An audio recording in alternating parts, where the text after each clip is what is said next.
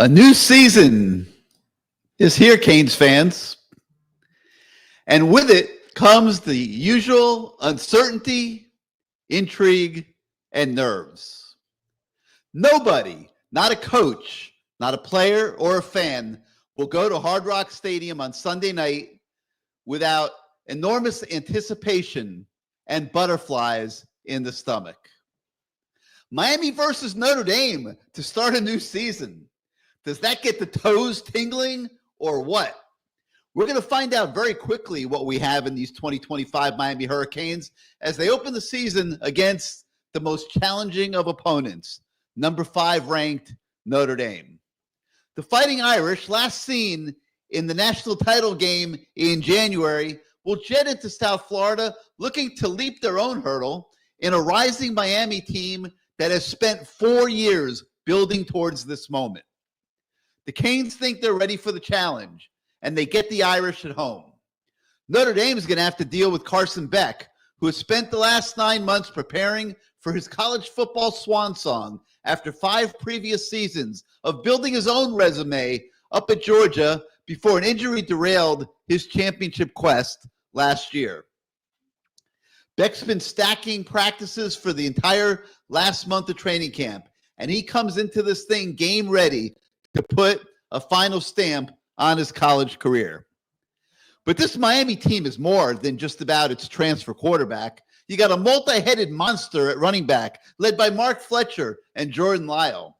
You have an offensive line to be as good or better as any in recent history at Miami, and maybe as good or better as anybody out there in the country. You have the ultimate offensive Swiss Army knife in tight end H-back Elijah Lofton, who's expected to be used in a multitude of ways by offensive coordinator Shannon Dawson. You got a pair of bookend veteran defensive ends in Ruben Bain and Akeem Mesidor, who should create a lot of havoc for opponents. You have a middle linebacker in Mohamed Toure, who was the best player on the Rutgers team and could be the find of the year in the transfer portal if he can stay healthy. You have a retooled defensive backfield that has looked exceptional in fall workouts. You guys are going to be blown away by how much better Miami is in pass coverage this season. You also have a rebuilt defensive coaching staff under Corey Heatherman. Should be markedly improved from a year ago based on everything that we have seen. You add all of this up, and this certainly should be the best coaching staff that Miami has had since the championship years, and it might have its most complete roster since then also. The coaches have done a great job, the recruiting staff as well, in building the middle of the roster. Most teams have a couple elite star players, and Miami's, even going back to the Manny Diaz years, had that. You had Jalen Phillips, you had Gregory Rousseau. I like what I see from the middle of the roster this year. I think they've done a great job filling in holes, building depth, and it should start showing up on Sunday night. So you don't want to get too crazy with expectations and predictions when we haven't seen a thing on the field yet. But as Miami gets ready to kick off the 2025 season, there certainly seems to be a reason for optimism. And we're going to talk about all of that and more tonight as we begin a new season of the People's Show, CaneSport Live. Hello again, everybody. I'm Gary Ferman, the publisher of CaneSport.com. We welcome you back to a new year of CaneSport Live. As usual, this is your show. It's going to be driven by your participation. We're just here to kind of steer you along. You guys get to hear myself, Matt Shodell, talk every day. This is your opportunity to come be part of the show and give your opinions. We want to hear what you have to say. Many of our guests tonight have pre-registered with us, and they have a link to the studio, and you will see them come on the show. If you have never been on the show before, we want some newbies this year. Don't be shy. Send us an email, canesport@yahoo.com. You see it at the bottom of your screen. We will get you a studio link. You can come in and join the party. And like I said, we encourage you absolutely to do so. But I want to start off now bringing my partner in crime at CaneSport, Matt Shodell, onto the show. And Matt, I know this is your favorite moment. We do a lot of Good Morning Kane Sports shows. You have your legions of fans out there. But this is CaneSport Live, baby. This is the mothership for your army of followers. They live and die by your words of wisdom. So we're going to start off this new season, this first show, by giving you the floor here for a minute or two. We've been covering this thing like crazy since January. I mean, it's like we never stop, and it's kind of amazing, when you talk about all the recruiting, all the transfer portals, coming and goings, and all that. There's really no off season for us at CaneSport, but it builds up like everything else to an opening night, an opening weekend, and this one happens to be particularly special. Last year was special too with the Florida Gators, and I happen to personally love these kind of openings. Much better than playing Bethune-Cookman. But let's start out by getting your thoughts as opening night approaches. Well, unlike you, I didn't have a speechwriter write my 5-minute opening monologue. I just want to know if this is going to be Cracker Barrel. The old Cracker Barrel or the new Cracker Barrel, new Coke, old Coke. I don't want to say new Miami, old Miami. Okay, I'm not saying that. I'm not going to say that. But we don't need the old Cracker Barrel. We want the new Cracker Barrel. We don't want to go back to the old logo like Cracker Barrel just did, right? I want a new logo. I want a new program. This is how you know it's the preseason right here. Because when you type as much as I have for this many months, you get epicondriitis. I don't know what the hell it is. It's a problem, an arm problem. I'm questionable for the opener, but I'm going to tough it out just like the warrior that the Miami Hurricanes are. And this is always sort of a tricky time of year because I'm a negative person and fans are by nature positive people. And there's always this back and forth. People want to punch me in the face, which actually would probably make me look better with bandages around my head. But you guys know me. I just say my opinion. And if you don't like it, you don't like it. But I consistently stick with 10 wins for this team. I can consistently still stay playoffs for this team. But with 10-2, you're predicting 2 losses. God forbid. I am on record. I think they beat Notre Dame. I think they're going to, the 2 losses, if I'm picking them right now, I'm saying Florida and Louisville. Because in this day and age, you need a top quarterback if you're going to win a big game. Notre Dame doesn't have that, at least not a proven one. And it's so hard. CJ Carr, good luck to him. CJ is going to stand for crap in a jar because that's what he's going to probably feel like doing after watching Ruben Bain and Akeem Messidor and Hayden Lowe and Marquise Lightfoot and who am I leaving out? I'm leaving out Armando Blunt. Just waves of defensive ends that are going to be just shellacking him and trying to hit him. And, this is one of those games where hit the guy late. First series, take the 15-yard penalty. I don't freaking care, man. You got to get in that guy's head, like Wesley Bassane said today. And they will. Corey Heatherman runs an attacking-style defense. This defensive end group is too talented. Even though Notre Dame has 2 of the top tackle combos in the country, they're just too talented. And Heatherman's going to find ways to get some of them to work inside and get mismatches, right? Their right guard is totally inexperienced. Well, they haven't announced their right guard yet, but it's either going to be a second-year guy who played in 6 games barely last year or a career backup who's in his 3rd year. So, there's a position on that line that I'm sure Corey Heatherman's that's where we're going, So yeah, I do think low-scoring game. I do think Miami wins. And then where does it go from there? That's going to be the fun part, right? Because you're going to be 3-0 going to that Florida game. And my concern still is a little bit with the defense. I think the defense will be vastly improved. But if the defense gives up 28, 31 points to a Florida offense that's going to be explosive, much more so than last year, in my opinion, can this Miami offense match it? That's the question, right? So that's what I want. I'm not going to be watching the defense as much as, if I can only watch one half of the ball on Sunday night, I'm watching the offense. I'm not as worried about the defense, believe it or not. Even after last year, I'm not that worried about the defense. The offense is the group that has all these moving parts, all these new guys, right? There's 4 starters back on offense, and they're all on the offensive line. I know Mark Fletcher is technically a starter. He started 2 or 3 games each of the last 2 years, but the wide receivers have not started a game. I think maybe JoJo started the bowl game, but that doesn't really count, right? Started a regular season game. tight end's brand new, right? The whole offense has to find this flow. Their starting quarterback, as good as he's been and looked and is fully healthy, he's had 1 month of practice with this team and the coaches all together. 1 month. And now after 30 days, you're throwing him against one of the best defenses in the country. I mean, that's what everyone says. There's a reason why this is the second time in the last 25 years that Miami is a home underdog when ranked in the top 10. And the last time was 2017 against Notre Dame. Miami was a 3.5-point underdog, believe it or not, in that game. And of course, Miami killed them. So, history does repeat itself, right? Miami's won 6 in a row against Notre Dame at home. So I think Miami wins this game. And I think fans are going to be very excited. Again, we're going to learn so much from this game that anything that anyone is speculating on will be answered. Like, I just feel like there's going to be so many answers when you have a first game like this. And I'm so excited for that. Yeah. I didn't write any of that down, Gary. I'm like you. But my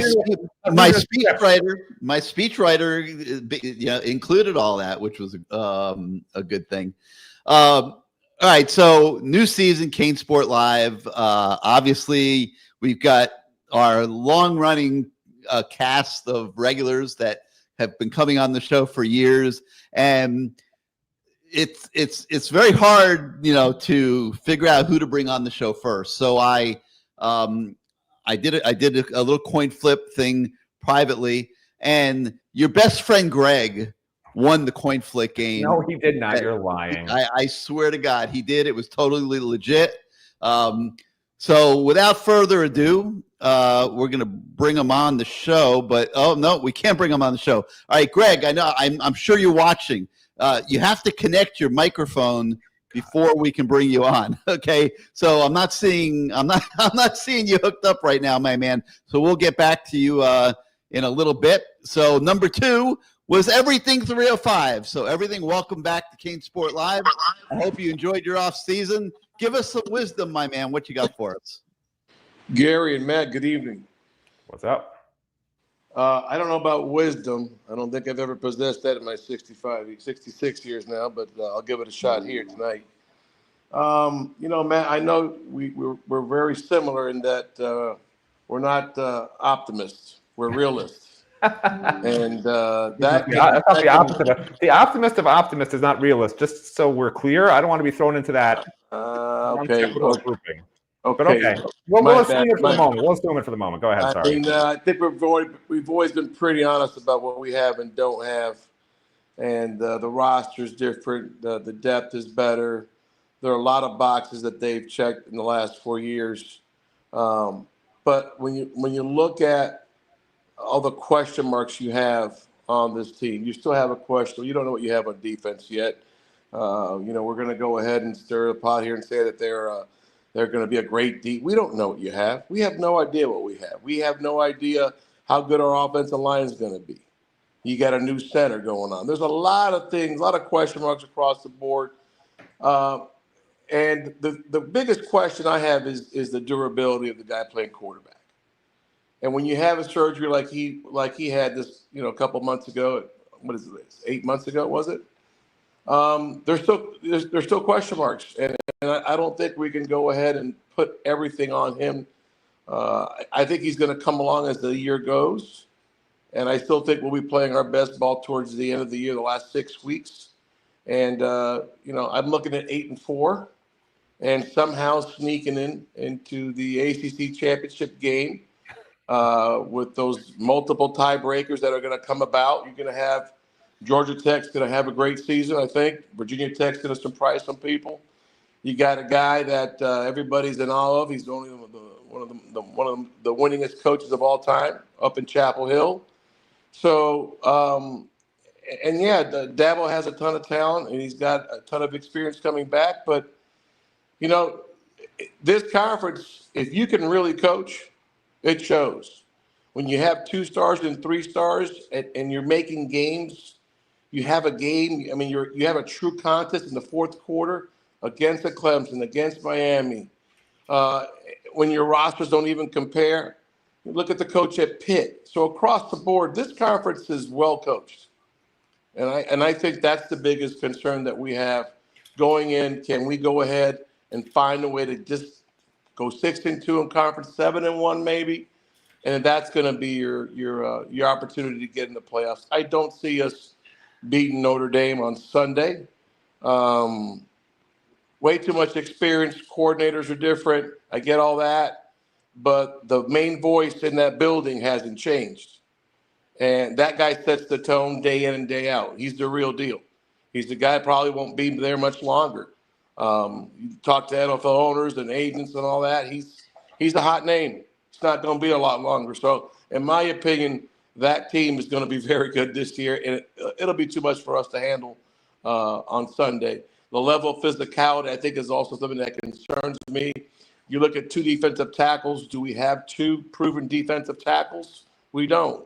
You have two guys that have decent resumes, that are above average resumes, but they're not the level of talent that you are talking about playing on Sundays. And those are the guys that win you games. And Notre Dame has a lot more of those guys than we do. We like to think that we do, but we really don't. We have a lot of question marks. On the opposite side, you have guys that have a proven track record, with the exception of a starting right guard, I believe, and the kid who's hurt who won't be playing. But I think they've got more talent. I think they're a better coach. And, I'm hoping it's a one-score game at best.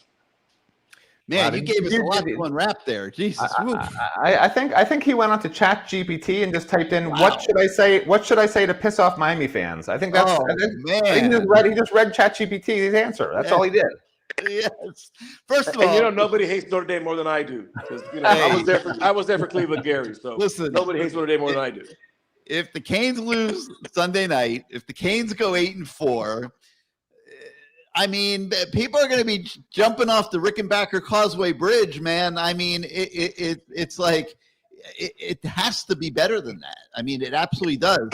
And before anybody starts, no, Mario Cristobal's not under job pressure or anything like that. The last thing anybody that has anything to do with Miami football and the University of Miami administration wants is for Mario Cristobal to not be successful. Okay, they have given him everything he needs to be successful, but there is nobody that's going to be happy with an 8-4 season this year.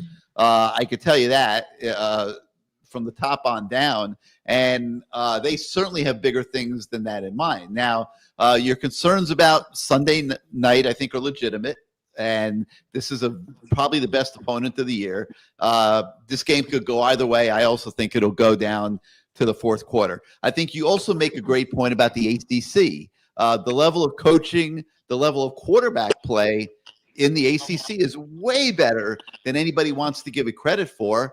And yeah, it's not out of the question that there's a 2-loss team in the ACC championship game. There's just not. But all that said, 8-4 is not going to cut it for Miami. And I agree with Matt. I think you went on ChatGPT and you typed in, "How do I piss off Miami fans on CaneSport Live tonight?" And that's what you got fed.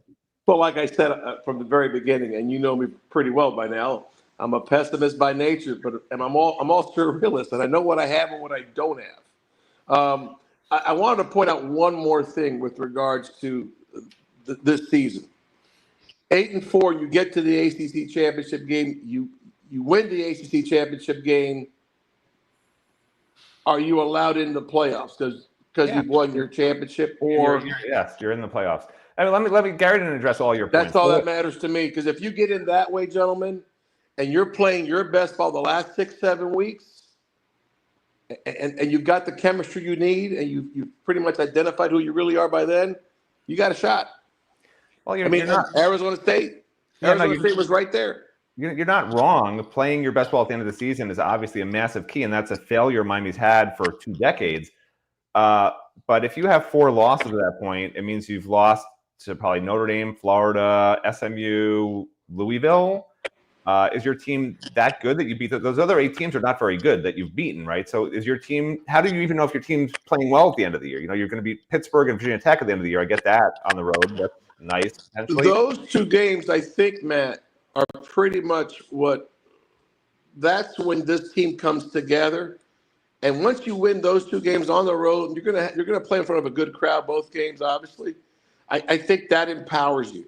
I think that's the catalyst behind going into Charlotte and facing again a crowd that's going to be not pro Miami, but pro whoever else is playing. And that's how you win that game on the road. So you win 3 straight games on the road, and you've got a different mentality. Belief is not just there; it's part of your basic mental makeup now. So that's a big difference. Let's not get ahead of ourselves. Like, yeah, you could beat 3 middle of the road AC teams, but are you going to beat Clemson then? Like, Miami players Clemson aren't might not be there. You don't know. Let me. I'm like, you're acting like Gary. Let me finish.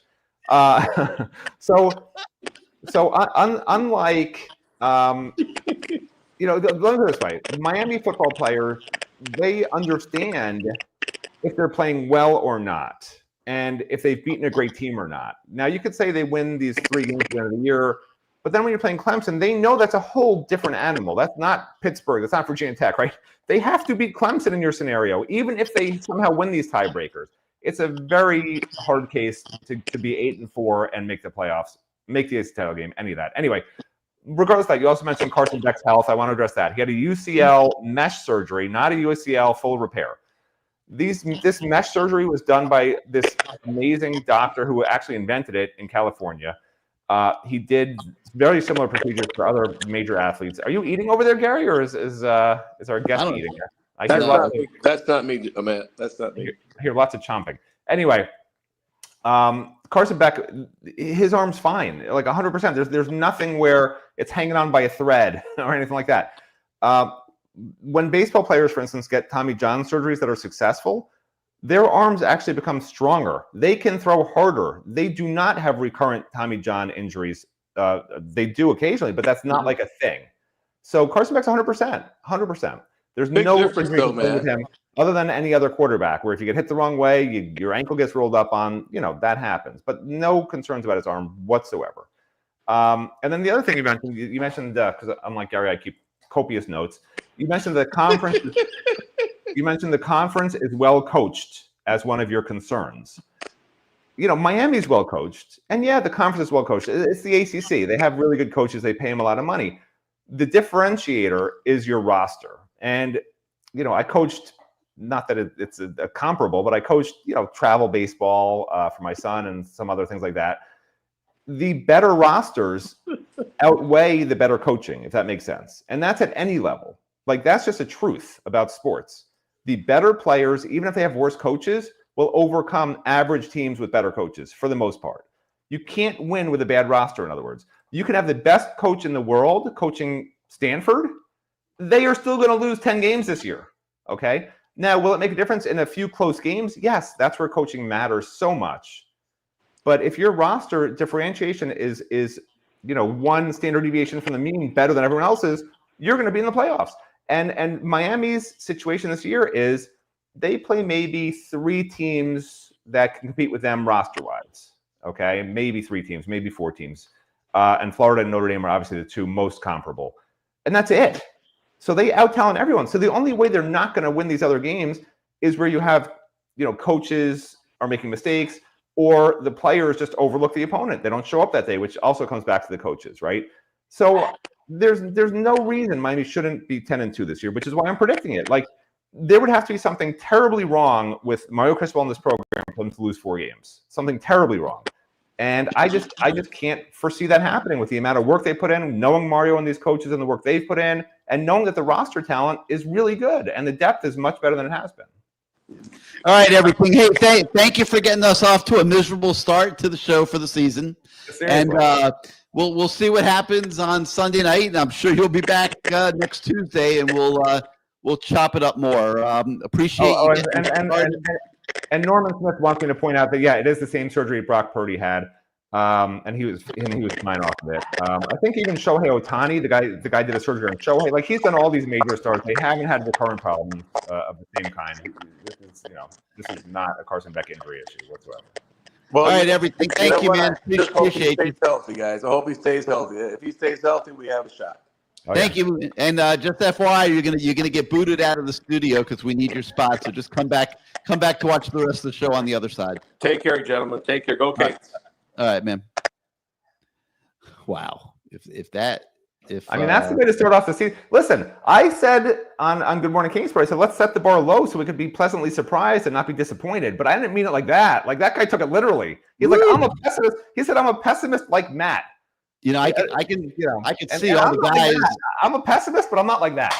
I'm still with the 10 I can wins. see all the guys in the studio, and our man Jake, he went running for the wine locker and started like pulling bottles out. He's pouring like crazy at the thought of 8-4. Oh my God! And I can't wait to see what Greg has to say. All right, Greg, I think you have your microphone working again, so let's try this one more time. Greg, welcome back to CaneSport Live. How you doing? I'm great. How are you guys doing? We've been This good. guy, I was doing good until 10 seconds ago. yeah. Okay. Thanks. Anyway, this guy, everything. He's on drugs. 4 losses is getting you into the championship game. What the hell is he drinking? Anyway, by the way, I believe we're going to be favored in 11 or 12 games this year, but we're going to lose 4. Is that what he thinks? Okay. Do you see a lot of similarities to the 2017 game? Notre Dame coming in with an inexperienced quarterback, great offensive line with Quentin Nelson and McGlinchey, and we blew their doors off. Okay? The quarterback, has he ever played, or has he been in mop-up time or something? Do you don't think that's a big issue in this game? Absolutely is. Carson Beck's seen defenses like Notre Dame, okay, many times. Okay, my next point. If Mario goes 8-4 like everything predicting, how many more years are the Moss brothers going to continue to fund this thing? Well, first of all, is this a bottomless pit? It's way beyond the Moss brothers at this point, Greg. I mean, this thing the budget just keeps like doubling every year. Okay. I mean, this thing is an absolute full commitment by the University of Miami. And, there's no turning back. I mean, no, I don't see anybody pulling the plug. But like, I don't think anyone's going to would be able to stomach 8-4. I'll tell you that. Like, they're not doing all this for 8-4. And, I'm not going to say that it couldn't happen. I think that the schedule is more challenging than a lot of people want to give it credit for. I was on a podcast the other day. Everybody was predicting a 12-0 season. And I'm thinking to myself, wait a minute, like, what are these guys talking about? Like, how many teams in college football will go 12-0? Like maybe usually 1 or 2 by the end of the year. I mean, it's pretty damn hard to go 12-0. But 8-4 would be it would be a real downer, obviously. Okay, Matt, is your prediction 10-2? Are you going to stick by that, or are you going to flip flop all over the place? You're 10-2. You also said this is the year we definitely go to the playoffs. You've been saying it for years. Do you still stand by that? You know what? After the last call, I'm changing my prediction to 8-4. He makes a lot of sense. Now I'm sticking by 10-2, Greg. And listen, we're going to lose to Florida. I have to predict 2 losses. I'm not going to say 10-2. Why do you think we're going to lose to Florida? Based on what? I tried to give you an inkling of why. I said really good quarterbacks make it difficult, which is why I picked 2 teams with great offenses, in my opinion. Right? Florida's receivers have been upgraded. Their quarterback is going to be Heisman worthy, I think. And the guy had 12 touchdowns and 9 picks last year. Correct. Heisman worthy. So why? And his receivers are all freshmen, most of them. I'm sure he's terrible. But listen, here's the point. I'm picking the 2 best offenses I think Miami faces. Okay, with the best quarterbacks that I think Miami faces, with the best offensive schemes I think Miami faces, because I think the only way Miami loses games is when the defense gives up 28 or more points. And I think those are 2 games that could happen, which is why I picked those as my 2 losses this year, okay? Now, you mentioned Notre Dame similarities, so don't be yelling at me when you are saying that Brandon Wimbush was inexperienced entering the Miami game in 2017. He played 8 or 9 games before that for Notre Dame. It was his first year starting. The guy happened to suck. He threw 16 touchdowns the whole year, never played again. So, like, there's no comparison to me. You can't say this is a repeat of 2017, the talent and the this and the quarterback and the that. Totally different scenarios, especially at quarterback. Like, that's the one position there's zero comparison because Brandon Wimbush sucked. And Do we CJ have Carr, better talent now or then? say it again. Do we have better talent now or in 2017? This is a better Miami team. This team would beat the 2017 team by 21 points, in my opinion. Oh, I mean, okay. I'm going to lose. I agree. Malik Rozier against Carson Beck. I mean, I'm Exactly. taking Carson All Beck. right, I got one last point. I got to ask Matt. You got any suggestions for restaurants in Charlotte? Since you're like an aficionado of high class restaurants, I went to Charlotte for the ACC title game, right? and I have not been back since then. And there was no good for. Well, maybe you'll come back this year. That's what I'm hoping. They had like a street festival, and I ate some fried stuff. But you have to remember when we're going to games, we're pretty much going for the free food. We're not going to watch the game. We're going for the press box free food, Greg. Oh, I'm sure. You don't have to pay for that food. So I'll give you restaurants in Miami, but I'm not going to give you. I could give you New York City restaurants. I grew up there, but other than that. Oh, okay. All right. I'm going to give you my prediction, and I'm going to hang up. 27-17. On the way to 12-0. Anything less than 11-1 is a disappointment for Mario. With all the money spent and all the great recruiting, the portal, and all this other junk, he has the roster right now. There's no excuses. Have a great night. See you next time. How is Greg disappointed with 10-2 in the playoffs? I don't understand. No, 12-0. You said that. And then you said anything less than 11-1's a disappointment. I heard what you said, Greg. 11-1. I heard you. I just think 10-2 is not a disappointment, but I'm just a schmuck. We were 10-2 last year.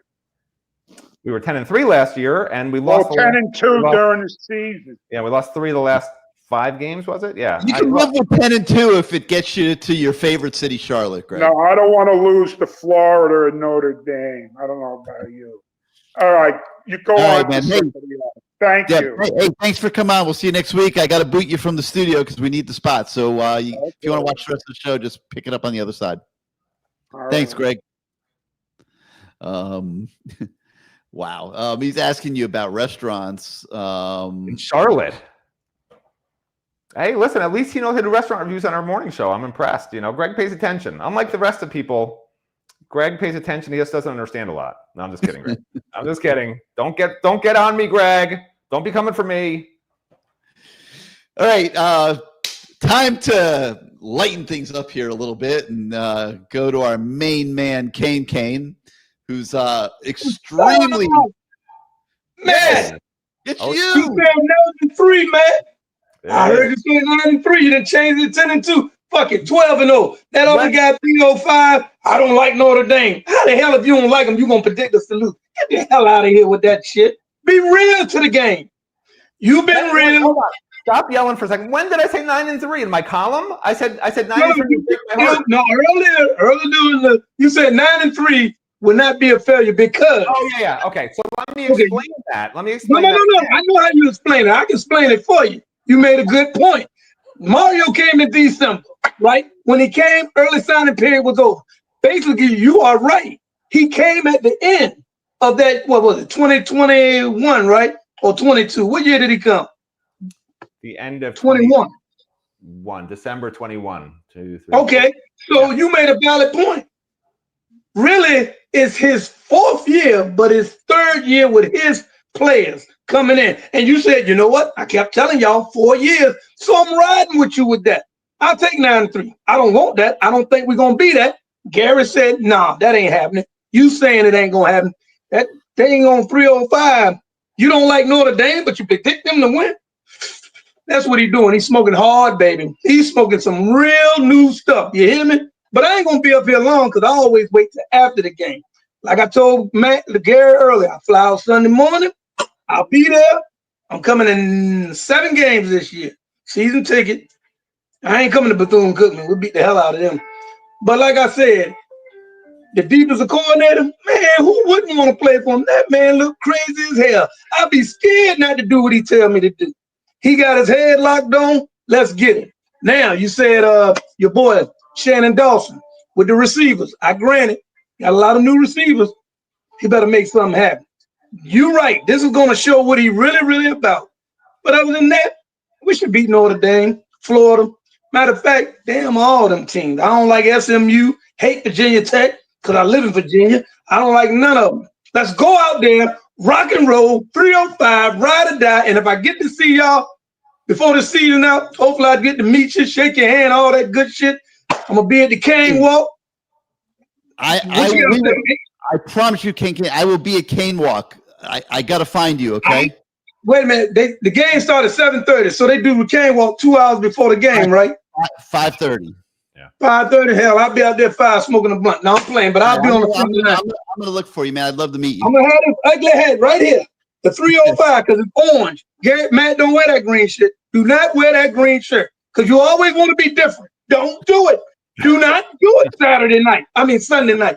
Hey, man, it's nice seeing y'all. Glad your family and everybody doing good. Ride or die 305. Damn the rest. Let the rest of them do what they got to do. Ain't no need to talk no more. Wait till after the game. Kick me off, Gary. I'm going to keep listening. Y'all have a great night. Well, let me tell you something. He should be the honorary captain of the game and give the pregame speech because I'm fired up.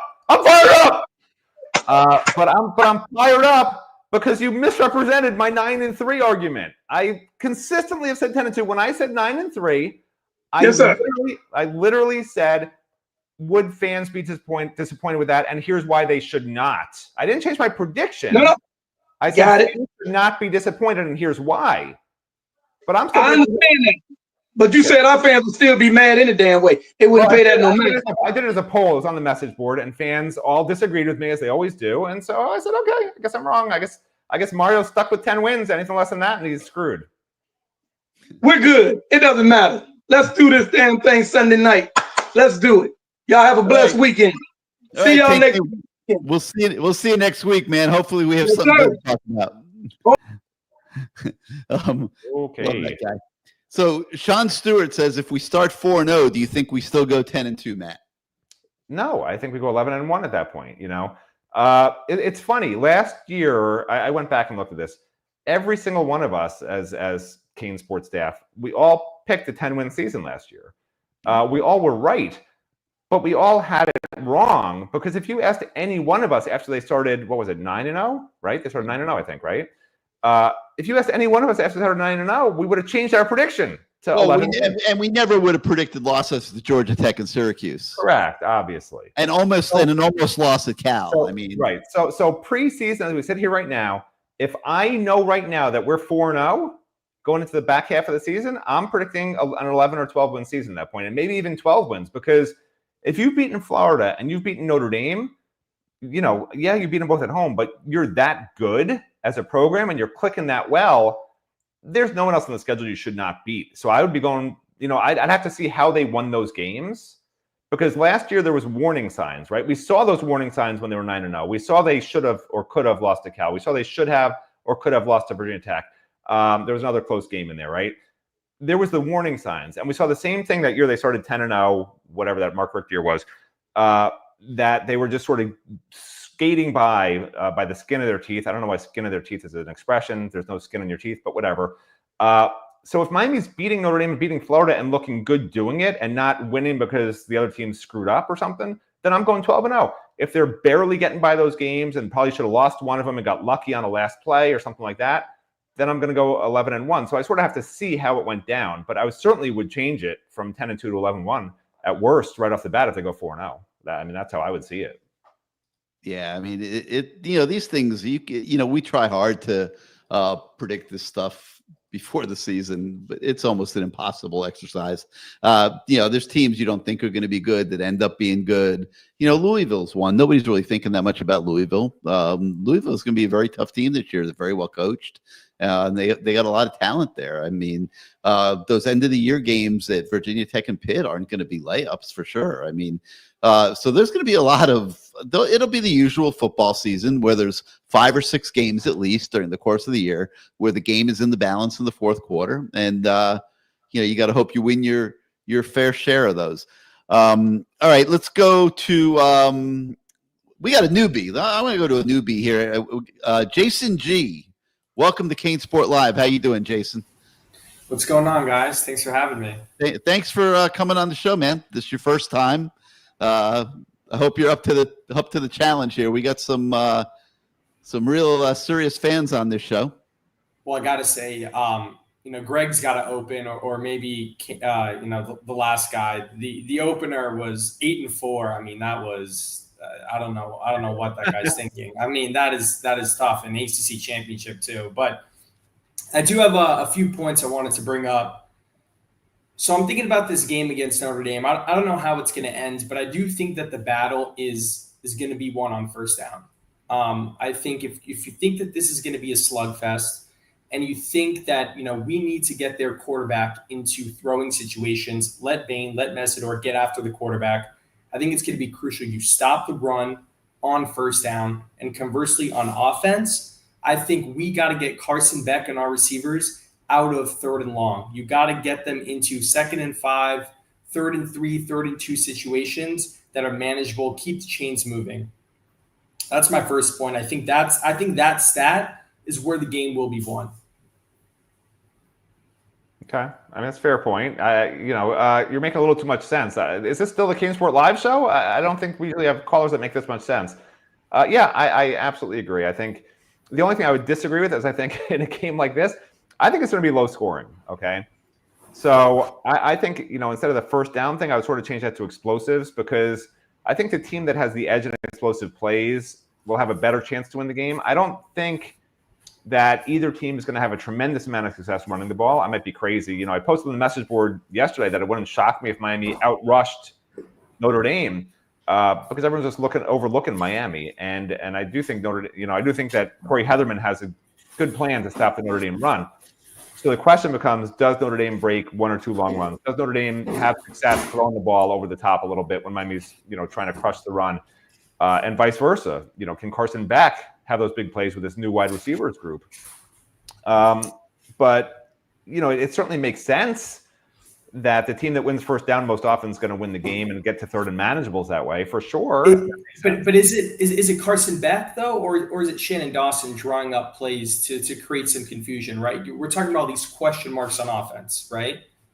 We got to go into that game, and there's got to be unique ways to get Lyle the ball in open space, not just an inside run handoff. You got to get him out there, get him catching the ball. You got to get Lofton the ball 7 times, 8 times a game. I mean, if this guy's as good as what you're saying, you have to use him to create mismatches and get other guys open also.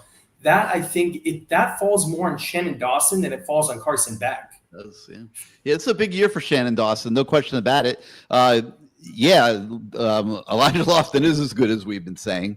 Hopefully he does get to show it. Like you say, I think one of the challenges for Shannon Dawson, guys, is he can't forget about Elijah Lofton. I mean, tight ends don't get 7 or 8 touches usually. This guy needs to get 7 or 8 touches, at least in different ways. I mean, he might be the best football player on this team if you're just talking about pure football player. I was out there one day, and Elijah Lofton ran by me, almost knocked me over. Honestly, I might have been dead, to be totally honest. But you could feel the force.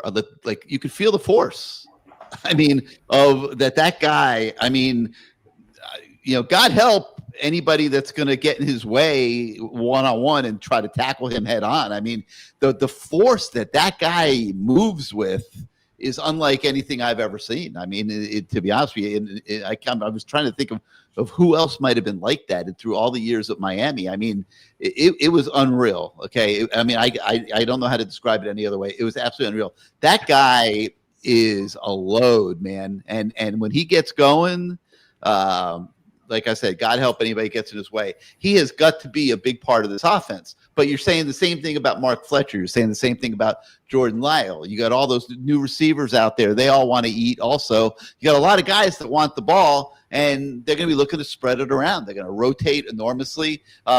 Big challenge for Shannon Dawson is you can't forget about Elijah Lofton, in my opinion. Every drive, that guy's got to be in your mind. Yeah, no, I agree. And I think, last point I want to make here. I'm going in. I'm losing you guys. You guys still there? Somewhat. Yeah, we're here. I always like that when they're like, the most important thing I have to say is. All right, there we go. I think I got you guys back. We got to upgrade. You got to upgrade your bandwidth. But go ahead, Jason. We can hear you. We hear you. Working. No, we hear you. You can hear me? All right. Yeah, we hear you. Yeah, all right. Last thing I want to say. Last thing I want to say is, we're talking about these receivers on offense. They're unproven. They're this or that. How good was our offense last year? I mean, in terms of actual talent, you see who got cut today? Restrepo cut. Jacoby George cut. Sam Brown cut. I mean, we're talking about those guys as if they were, these all-time great players. I know Restrepo broke the receiving record. He did it in 2024. I mean, the offenses have changed since Michael Irvin has been, a hurricane. I know those guys have experience and maybe they were a little bit, more polished, but if you look at our depth compared to, the talent we say that left, I'm not sure that there's going to be such a significant drop off in the areas that we're saying. I just think maybe we haven't seen it yet, but those guys aren't like top tier NFL dudes, and you can just see it by all of them getting cut today. Well, I'll weigh in here because it's always hard to take a guy seriously when it's like one of those old kung fu movies where the mouth's moving, but the words don't match up, or a dubbed film. I don't know. It's hard to watch that. But I did hear what you said, despite the lips moving at the wrong times. So my big thing, and Gary disagrees with me, is you don't need to be an NFL level receiver to be a great college receiver. Xavier Restrepo is a perfect example. Charleston Rambo is a perfect example. I mean, the list goes on and on and on. I would argue Miami had great receivers last year. Did they have a first-round NFL draft pick receiver? No. And yeah, you want that guy to be your number one receiver, but you can do that without them. And remember, not to throw Emory Williams under the bus, but if Cam Ward's not your quarterback last year, and if Emory Williams is your quarterback last year, you're saying how these receivers were maybe not good. They probably wouldn't have looked real good. Cam Ward elevated everybody around him. He made those receivers look great. Now, can Carson Beck do that to this group of receivers who maybe they're great, maybe they're not? We don't know. But that's really the big key. It's not, hey, are these receivers the receivers were bad last year. They got cut by NFL teams. So these guys, how much worse can they be? You have to remember who's throwing them the ball. And can Carson Beck have similar, ball placement, quick play recognition, mismatch recognition, all that stuff that made Cam Ward the number one overall draft pick, the elite craziness of his ability to just outread, outmaneuver, outfox every defensive player on the field, every defensive coordinator they faced all year. When it didn't work the way he thought it was going to work and they actually tricked him, he would just roll out and do something crazy that worked anyway. There was just no way to stop him. And if Carson Beck can somehow channel a little bit of magic, not with his legs, but with his, he's a guy who they say just innately understands defenses, studies film to the point that it's like 2 + 2 is 4. There's nothing that he hasn't seen. There's no game that's too big for him. So to me, the question isn't, are the receivers NFL level talent this year? Because last year they weren't. It's, can Carson Beck channel some of that magic that we saw last year and make the receivers be great? I think you're not paying him $4 million to stand and take pictures, right? I mean, I think that's the expectation, and he needs to deliver on that.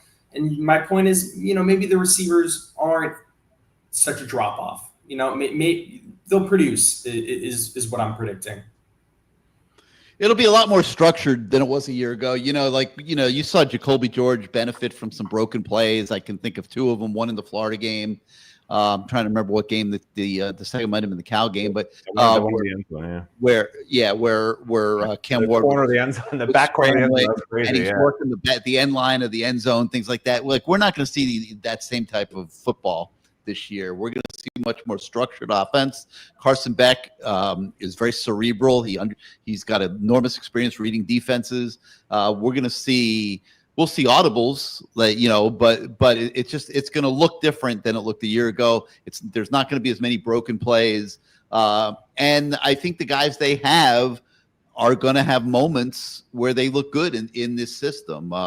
CJ Daniels is going to look good at times. I mean, it's not going to be too big for him. He's played a lot of college football. The young guys, I'm very impressed. Malachi Toney is not going to be intimidated by being in college. He might take a quarter or so to get over the excitement. We might see him drop a ball or something like that, but he is just an uncanny talent, and he's going to be really good. I don't know if I just said Josh Moore, but he's another one that's unreal. A guy that I've been really high on, who nobody's going to even think about, is Dalen Upshaw.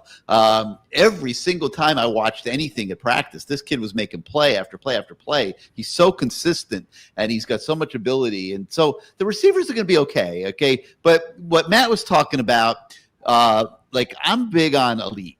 No, a number one, or true number one receiver who can change a game. The way Michael Irvin turned some of those great FSU games in the past with a big play in the fourth quarter. That's what I'm talking about when I'm having that conversation with Matt.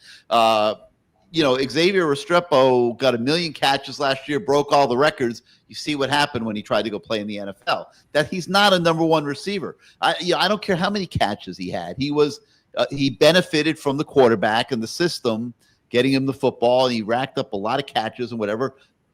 That's not a guy. I don't think anybody was game planning for Xavier Restrepo last year. They maybe should have, but they didn't. I'm not sure we have that dude yet. When I look at Josh Moore, I see a kid that might grow into that. I really do. Malachi Toney, even though he's a smaller slot guy, could grow into that kind of in the way that maybe like a Roscoe Parrish once did at Miami, for example.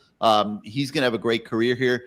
But, I'm looking for elite. I'm looking for Andre Johnson, Michael Irvin, those type of talents. I'll even take, Lamar Thomas, Horace Coppola, that's what I'm looking for when I have these debates with Matt. I'm not sure we have that yet, but I do think one or two of these young freshmen have that kind of capability. All right, Jason. Thank you, man. Appreciate you coming on the show. Come back next week. Yep. Thank you. Love when these newbies come on. It's great. He had some good points. He had some great points. All right. For one quick second here, Matt, Zach's asking, how concerned am I about kickers? And I don't know if you share my opinion, but I wrote a whole column about this last week. Yeah. I think the kicking situation, you got Carter Davis, you got Bert Auburn from Texas, and if you look at their results, they're 50-50 kickers. Auburn's got a little bit better of a record, but he struggled last year, and now he's got to overcome that psychological hurdle, which for a kicker is almost impossible to me. I don't know how a kicker that loses his confidence that can't make a kick in the biggest games of the year at the end of last year, gets run out of Texas, is suddenly supposed to show up at Miami and be Mr. Automatic like Borregales. So I like the leg that I see on Carter Davis. The ball just explodes off his foot. I don't think one of these guys is any more accurate than the other, quite frankly. And I think it is going to have a big effect on the season. I think it's going to alter Mario Cristobal's strategy. I think we're going to see Mario go for it a lot more on fourth downs this year than maybe we saw him the last few years, when you did have a guy that you felt was automatic kicking field goals. And that's probably going to lead to times where people are ripping Mario and saying he doesn't know how to manage games or, things like that. I mean, when you're going for it a lot on fourth down, You're going to look good sometimes. You're going to look bad sometimes. And it's really close to a 50-50 thing. Some of the better teams can get to 60, 65. The Philadelphia Eagles with that tush-push play they have, they'll have some skewed percentages. But I do think, I'm concerned in the fact that I think that the head coach is going to have to take some chances that go against the grain of conventional football wisdom, and that's going to be a magnet for a lot of noise at times this year. But I'll understand it. I'll totally understand it.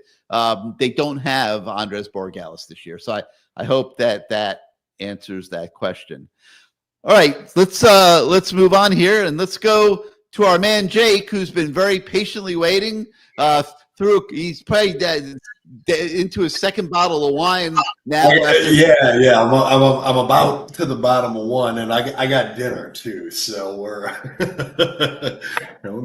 Welcome back, Jake. Oh, good to be back. Finally, I had to sit out the last couple weeks last year. I couldn't take it. I couldn't do it. It was so depressing. I just couldn't. I couldn't be a part of it. It was. I'm optimistic. So I am finally. This year I'm on the Mario bandwagon. I'm being. What would I say? Pessimistically optimistic about this season. That's a good one. I like that. He knows how it is. A couple of things that I love. These kids now, I hate how much these kids are getting paid. It's disgusting. The money's to be made in the NFL. I think this whole NIL thing is so wildly out of control. It's gross, but these kids are now getting paid 6 and 7 figures. And to the best of my knowledge, no one's getting arrested. There was a very unfortunate incident in the spring, but that was it. Like these guys seem to be disciplined, and with this kind of money in Miami, to have that kind of player discipline, I think is very impressive. So that tells me there's system buy-in with the players, with the staff. You got to be overseeing this and making sure these kids are staying out of trouble with that kind of money rolling around the program. I like that. I hope that is an indication of things to come. I know it sounds trivial, but that's no small feat. We've seen in the last 20 years all the problems we've had in the off season. For him to be able to control that with the kind of money flowing through the program is impressive. That's just a personal take of mine. With that being said, I think this is a 10-2, 11-1 season, but I also think that there is a certain imperative that if we do not get to the ACC championship game at the bare minimum, I don't see a future for Mario.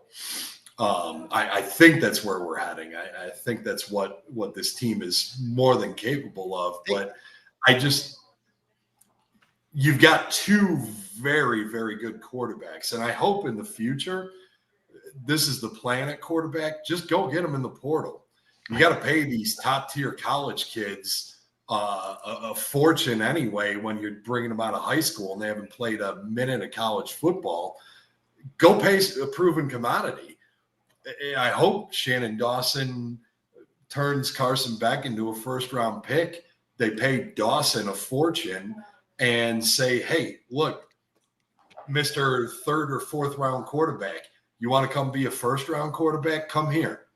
Come play your last game here or last games here. I don't know what your thoughts are on that. I've been yammering on quite a bit. I think you're right. I mean, I haven't seen anything to suggest, and I think Luke Nichols a good prospect. I think Emory Williams is a good prospect, but I haven't seen anything that convinces me that 3 months from now, when they have to make the decision about next year, that they're not going to be looking to see who's in the portal to see who wants to come in and compete with those guys, because you can go get a whale every year if you have the budget, and they have the budget. Well, they got the budget, and hopefully after this year they'll have the pedigree. I mean, If you could bring Carson back to where he was. He was supposed to be Cam Ward last year. Everyone forgets that, but going into the season last year, he was Cam Ward. He was the number 1 pick in the NFL draft. Yeah. Listen, parents aren't going to like it. Some people aren't going to like it. But to me, the onus is on the young quarterbacks to develop. Get to the point where you're as good as what they can go I think get. I'm about to get yelled at here. Trust me, they will not go to the portal. Wife is here. Come on, you gotta go. Anyway, I'm going to be at the game. We're flying into Miami this week. Right? I can't wait. This is a game, to me, this is so winnable. You have a unproven quarterback versus a guy who was 24-2 or so in the SEC. This is a no-brainer. You got to win this one. Hard Rock's going to be insane on Sunday. It's the only game in town that day. Everyone's going to be drinking all day. I'll probably have a few behind me as well. And you got to take advantage of that. And actually, so the one other comment or thing I would say is I'm fully confident Mario is going to have this team ready, and we're going to kick the shit out of Notre Dame. I think we're going to win by 2-3 touchdowns, much like we did against Florida last year. The key is we can't have these jerk-off losses to Georgia Tech or Syracuse. Mario, in the last 5 years, his teams have collapsed at the end of the season. He has to finally get better at the end of the year, not worse. Since his last 2 years at Oregon, his teams have gotten worse as the season goes on. He has to end that this year. I don't think getting worse is the thing. What happened last year is, as they got into the second half of the season, teams had a book on what Lance Guidry was doing defensively, and that made the offenses much more effective against Miami's defense than they were earlier in the year. That's what happened, and he didn't adjust. Yeah. He got stubborn and he didn't adjust. Look, I want to add something here, because I think I'm going to say this for every Miami Hurricanes fan out there, okay? I don't know what that lady said to you, Jake, but it seems like you need to go. Go to dinner. We have a birthday party that we arranged, so I got to get to it. But yeah. I also say this. I will also say that I'm very impressed that being on this show and talking about the Miami Hurricanes apparently is more important than your personal life or whatever the hell's going on with whoever's birthday party. I'm on Mountain Tide now, and it's messing with me because we're in the middle. Normally, I'd actually have no problem having a dinner reservation at like 9 o'clock at night or whatnot, but I can't ask that of others. So yeah, we're heading off to. All right, go to the birthday party. And all right, Jake. Hey, no weeks off this year. I don't care what happens. No weeks off. If Mario collapses at the end of the year, I'm out. I think I'm just out. Period. But we're gonna win. We are gonna kick the shit out of them on Sunday, and I can't wait to be there to witness it. So I'm looking for another 2017 performance. All right, Jake. Have a great trip. Have a great trip. Again. We'll see you next week. We'll see you next week. Yeah. Poor Jake. Someone's calling him Tom Brady Jr. Someone else said he's the mayhem guy from the Allstate ads. But listen, my thing that I don't want to interrupt, but he's gone. My thing is, you can take a transfer portal quarterback forever, and you're like, they have the budget for it, But the long-term way to win in NIL, the long-term way to win, period, with the current system, is to essentially do what NFL teams do, right? Which is the rookie contract is how NFL teams win championships, because they're paying guys who are really good not that much money a lot of times those first 3 years. That's just a fact. Yeah. And if you can get guys like Francis Mauigoa's, who you think can be great, and you pay him money, but certainly not what he's worth, right? Because he's out of high school, you don't know, but he's a first-year starter, second-year starter. You get those guys sort of on a budget. It's not a bargain budget, but it's a bargain budget for what you just got. And if you can identify those guys and pay them that high school salary to be your NFL rookie salary guy in year one, that frees up so much money compared to these other programs that are competing with you that have the $20, $30 million budgets, whatever it may be, right? That now you have that extra money to get the position you really need. So that's why it's so important. You can't just say, oh, just get everyone in the portal. Who cares about recruiting? Who cares about developing? You need to do both.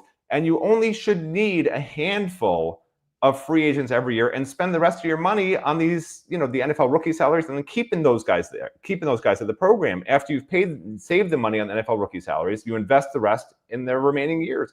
That's how you build a recurring team that's financially viable, where you're not just blowing through money that's gone after a year with portal guys. Because let's face it, you can pay the Carson Becks of the world for probably $7 or $8 million next year, right? It just keeps exponentially growing. And that's just out the window a year later. They were here for 1 year, and if that year wasn't successful, you just blew $8 million of your budget that could have gone to 4 linebackers, that are young guys. That's the mathematical formula and equation that Mario Cristobal has to deal with and has to figure out and has to do correctly for this to every year be a team that can compete for titles, and not just, 1 year they're great, 1 year they're bad, 1 year they're good, 1 year they're great, 1 year they're bad, which is what FSU is doing by just trying to live and die in the portal. Well, sometimes having money, it becomes like spending it becomes like a drug. Like, when you have these open-ended budgets, it takes on less meaning when you're spending insane amounts of money. So I think the word might be discipline, down the road. But listen, there is no reason to go. If you're Miami and you've got the budget and everything, there is no reason to go into a season without an elite quarterback. And the onus is on the kids you're recruiting to develop into that. Luke Nickel, you have a chance over the next few months on the practice field to show you are that kind of quarterback. Emory Williams, same thing. You worked incredibly hard over the offseason. I'm not seeing the consistency yet. I want to see more consistency out of you when you get opportunities this year. Those guys have got to become good enough. And if they're not, the coaches would be committing malpractice if they didn't go out and get the best quarterback they can get. All right, real quick, Matt, Carlos Walker says you have Miami losing 2 games at home. You're not a good team if you don't take care of the home field. He's got a hell of a point, Matt. You can't lose 2 games at home and be a great team. Every game they play this year is at home. They play 8 of their first 10 games at home. How am I going to predict any losses on the road? Who are they going to lose to?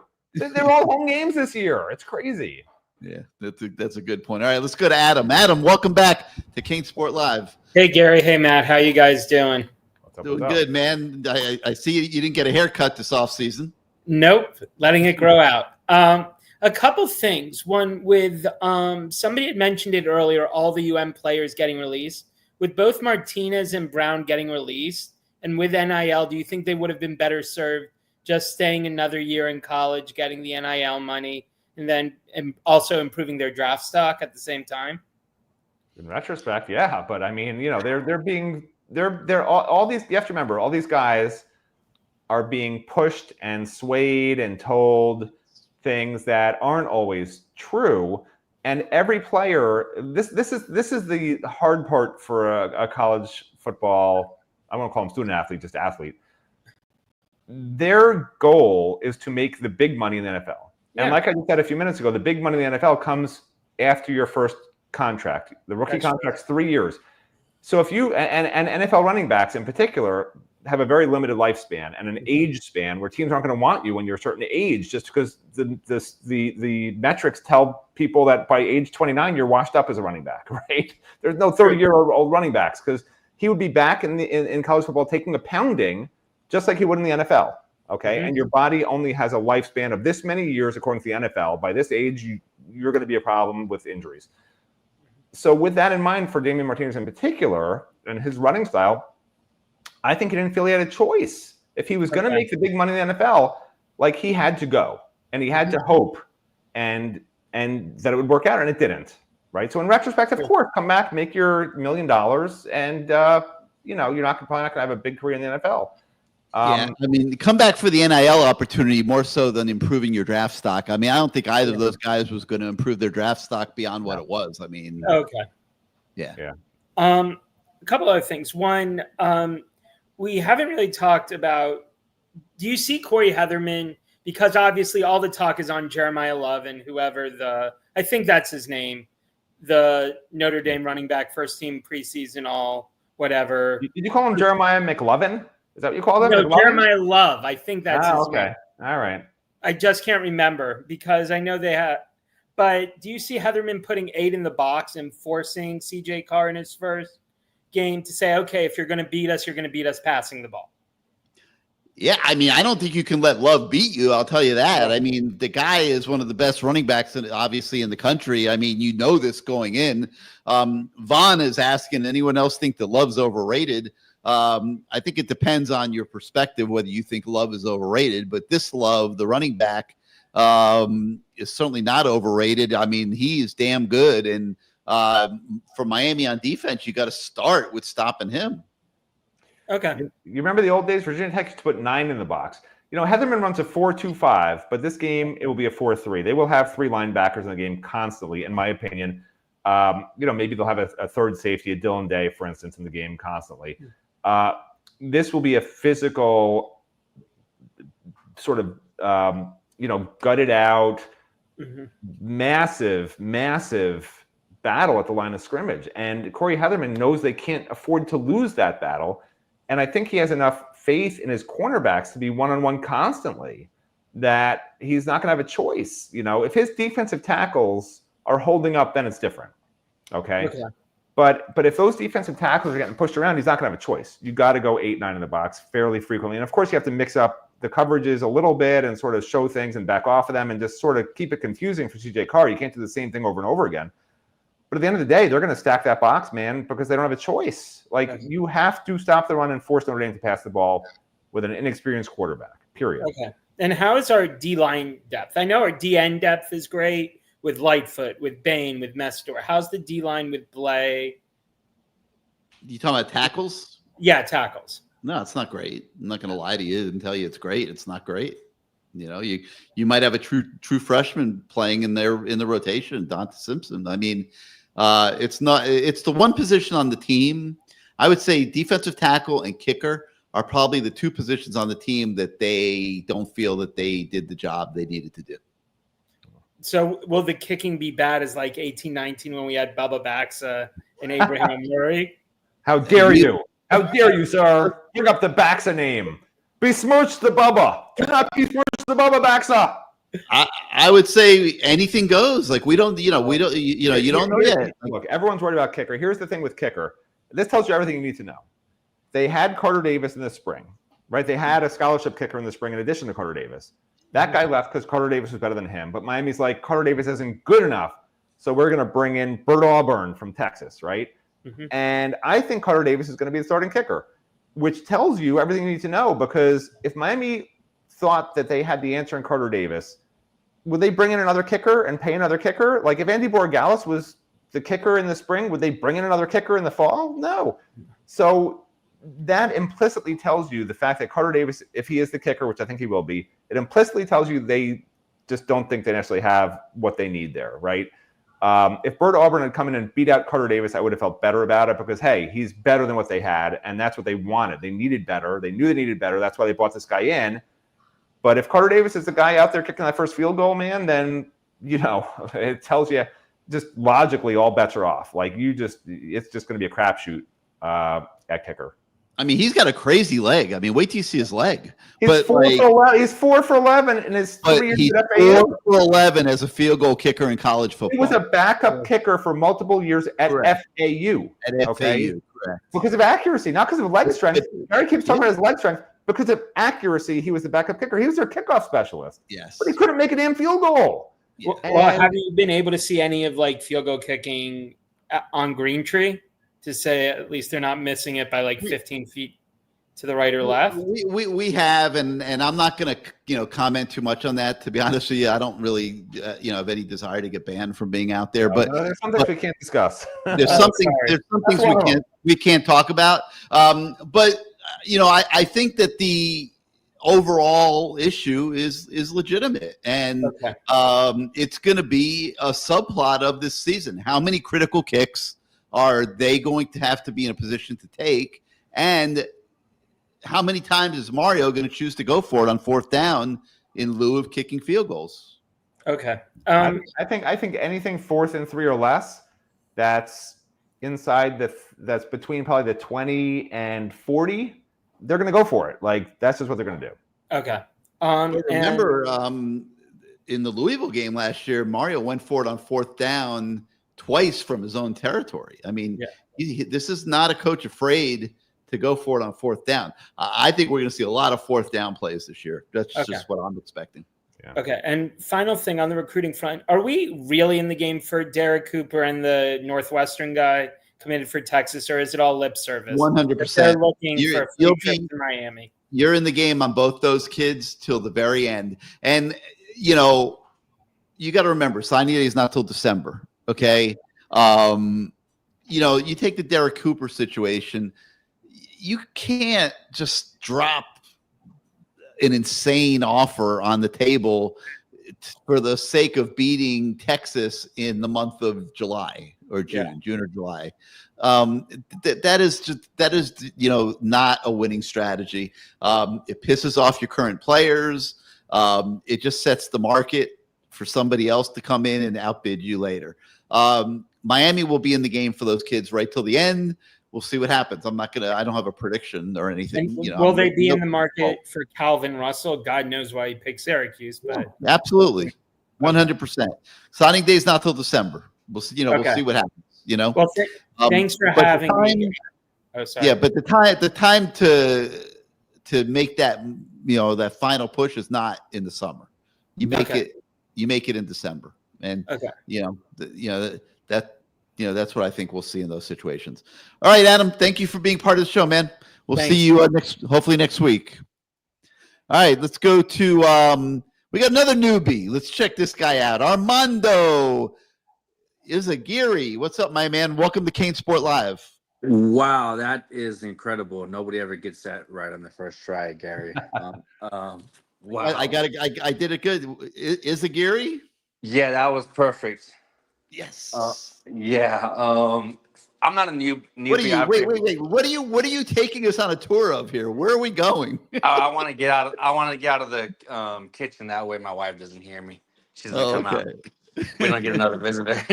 I'm not a newbie. I've actually been calling for a while. I've been listening since the first show, back during the Al Golden days. Appreciate you guys. I just wanted to come on here tonight and just share my excitement for the season because I don't agree with some of the skeptics who are saying that we're going to go 8-4, or even Matt, who I typically agree with on a daily basis. I don't even understand how you would expect us to lose to Notre Dame and Florida. I didn't say they lost to Notre Dame and Florida, just so you know. I said if I have to pick my two losses, it's Notre Dame. I said it's Florida and Louisville are my two losses. Oh, okay. Florida. Well, I'm saying 10-2. I got to get to 10-2 somehow, right? I have two losses. Those are my two. Yeah, well, I don't even. I think Billy Napier's out after this year. Okay. Outside of the last year, they did that last year too, but yeah, I hear you. Yeah, outside of the quarterback, the quarterback's kind of his saving grace, and it's kind of like the whole Al Golden and the Brad Kaya and how he kind of stuck him in there as a freshman to kind of like save his skin.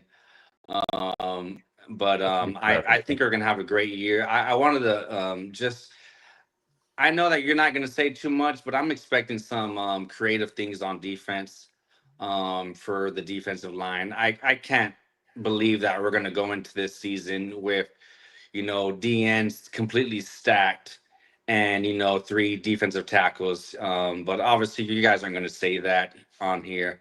And offensive personnel, like I'm so excited about what Elijah Lofton. Everybody's just been singing praises for Elijah Lofton all off season. I'm expecting a lot out of him. I hope that I know that you kind of brought it up on the morning show, where the offense is going to be kind of a vanilla. I know those aren't your words, but I'm expecting. I don't think that they're gonna be like in practice. I'm pretty sure they're limiting what you're allowed to see, and I'm expecting a lot this year. So I don't know what our record's going to be. There's going to be 2 losses into somewhere. Hopefully it's not 2 ACC losses, maybe Notre Dame or someone else, or hopefully I hope that it's not Florida, because I'm not a believer in Florida. I think their trajectory is, on a downward. They're on a downward trajectory, but I think that we're gonna have a great year, and I'm so excited. I listen to you guys every morning, and Matt, I don't care what anybody says. You're the star of the show. Okay, Oh, thank you. You cannot leave us with Gary here. We've been listening to him for so long. And no, man, I don't care how much you want to get off the show. That's You're what not allowed. really, You're not allowed to leave the show. It's people like you that are ruining my life. Okay, because I do not want to be on that show. Like, that's not a joke. I do not want to wake up and do that show. And Gary keeps saying, "Oh, people seem to like you." I'm like, nobody likes me. Now you like me. Now I got to be on the show. This is great. Thanks so much. Really appreciate it. How do you pronounce his last name correctly, Gary? That's amazing. Is it Gary? That's pretty amazing. Yeah. Well, I appreciate you guys. I hope you have a good night. I'm gonna get off and let. All right, Armando, man, come back next week. All right. Yes, sir. Thank you. Here's something I want to just bring up. I mean, not everybody, but there's a lot of guys, Matt, that are in a hurry to put Mario Cristobal on a hot seat. Okay. And like, I don't think anybody understands the ramifications of Mario failing. Mario Cristobal cannot fail in this job. I mean, it just cannot happen. I mean, Nick Saban is not walking in and taking, Miami to the promised land. They are 100% all in invested. Mario Cristobal have been from day one. And, I don't think we could sit here and say as we go into year 4, there hasn't been a championship or anything, but like, I mean, I don't have the feeling that Mario's failing. I mean, I'll get accused of being biased towards Mario like I usually do, but like, I don't feel like he's failing. I mean, they had a nice season last year. They screwed up a couple games because they weren't good enough on defense. But like, the program has certainly been on the right trajectory since he arrived. And this is a season full of hope. I mean, there's no reason why Miami cannot reach their goals this year. But Matt, it's not a guarantee. And if it doesn't happen, I don't think it means that Mario's on a hot seat. Well, look, the hot seat thing is just, it's so overstated and overplayed. He's not going to be in the hot seat, but so many things do get affected if you have a bad season, right? From recruiting to donors to fan support. I mean, we've seen it before. It's a vicious cycle, and it can end careers very quickly. That's not, I can't imagine it happening in even a 1 or 2 year span for Mario, just the way things are going. It's very upward trajectory wise, but like, I do want to address something else. Like, I was just on our YouTube channel for the Good Morning Show, somebody, I point out no team's perfect. Okay. I know fans want to think that everything's amazing at every position and he's fixed everything. Mario's fixed everything and there's no way we can lose a game. We'll be 12-0. Like Greg said, 11-1 would even be a disappointment almost. Right. And so, somebody's listening to the show and his name is Andy _K3703. I don't know why his parents named him that. It's a weird name to give a kid, but he said, the way Matt's talking, it's a 7-5 season. He took all my joy away, which is my job. My job is to make people joyless.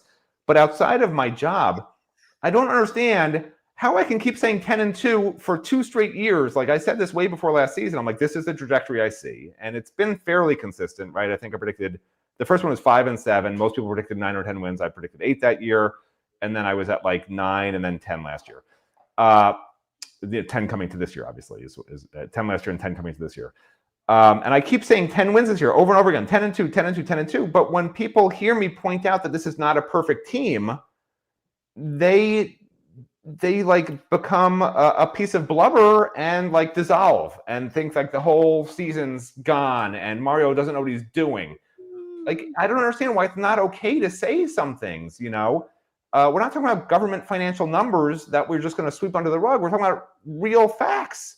And the real facts are there are question marks at defensive tackle. There are question marks at wide receiver. There are even question marks with safety depth. There's a lot of things that we don't know going into the season.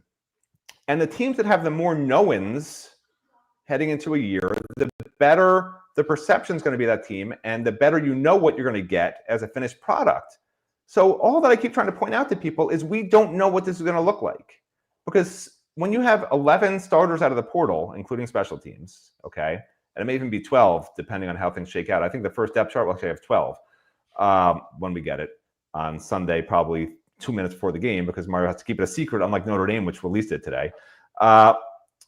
That creates a lot of questions in itself, because those guys have been here, some of them for 3 months, some of them since January, but they were coached at different programs. They produced in different ways and were used in different ways at different programs than are going to be done here. And so that creates its own question marks also. So when you add up all the question marks, that's all I point out, and I'm sticking by 10-2 because I feel like I have a grasp of what they're trying to do and how they feel about some of these transfers. But that's why this first game is so absurdly important, to the point of almost being like an extraterrestrial object that you have to fly a spaceship to and look at to understand it. Because we don't know for sure until we see what it looks like against a finished product, right? Because Notre Dame has so many pieces back from a team that went to the national title game. Yeah, they have a new quarterback they're breaking in, but their running backs, 4 of their offensive linemen, 2 of their receivers, most of their secondary, all their linebackers.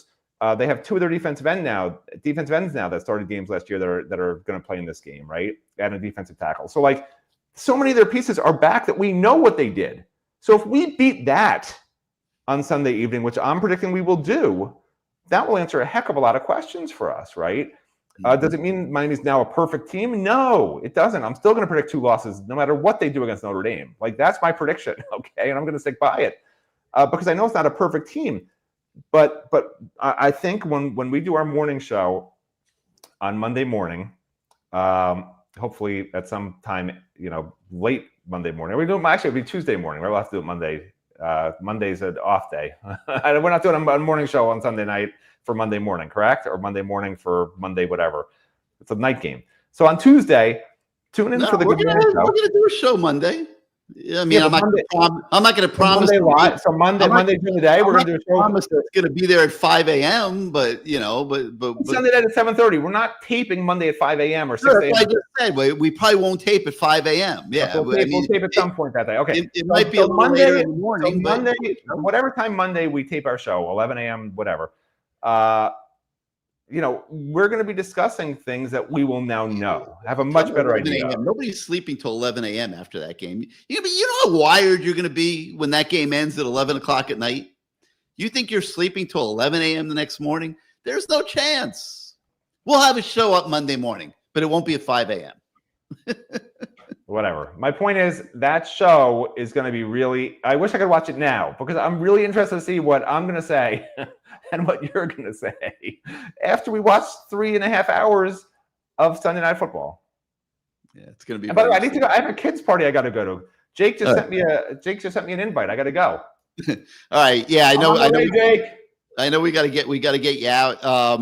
Matt, thanks for being part of the show. Your legion out there is certainly happy, and we'll talk to you tomorrow. All right. Go Kane. All right. Matt Shodell, everybody.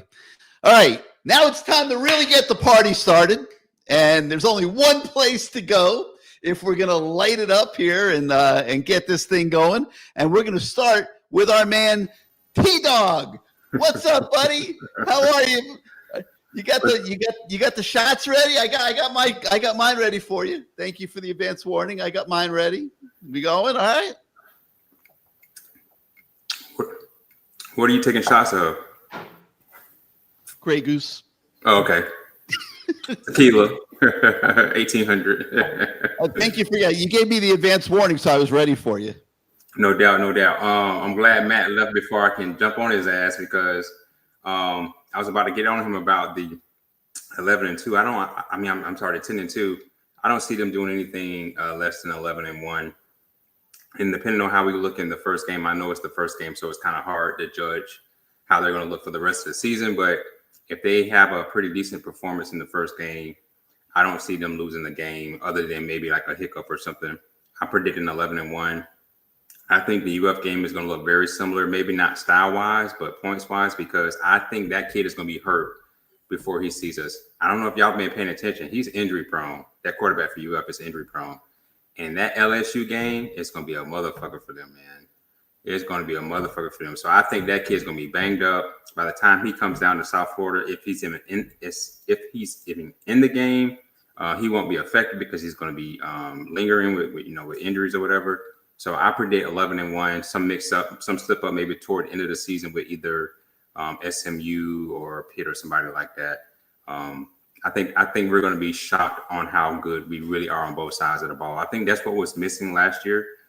We were enamored by the offense, which rightfully so.